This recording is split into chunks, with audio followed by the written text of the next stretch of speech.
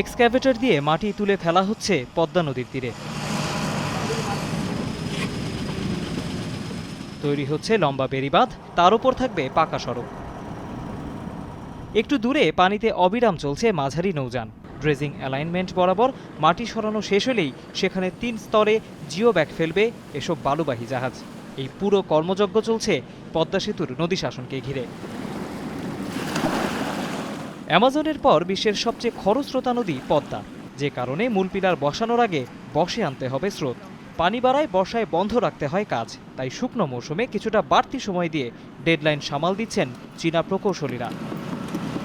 ৫ দশকের গবেষণা বলছে পদ্মার ভাঙনে কোনো স্থায়ী রূপ কখনোই ছিল না।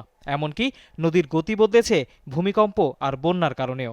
তাই সেতুর পিলারের মাঝে পানির বাড়তি প্রবাহ ঠেকাতে কাটতে হবে চর। কংক্রিট দিয়ে বাধাই করা হবে মাওয়া ও জাজিরা প্রান্তের ১৫ কিলোমিটার এলাকা।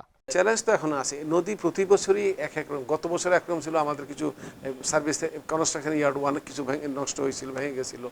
কতটুকু ভাঙবে, কতটুকু স্কাওয়ার হবে আর উইনা বান্ন, তাই না, কেউ আগে বলতে পারবে না। হলে পরিস্থিতির ব্যবস্থা নেওয়া হবে।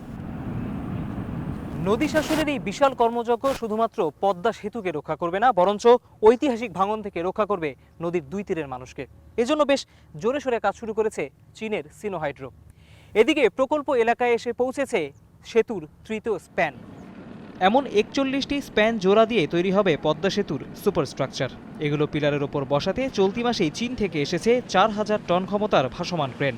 প্রাথমিক প্রস্তুতি শেষে এর ব্যবহার শুরু হবে ৩৭ ও ৩৮ নম্বর পিলারে, যদিও তার আগে শেষ করতে হবে নদী শাসনের কিছু কাজ।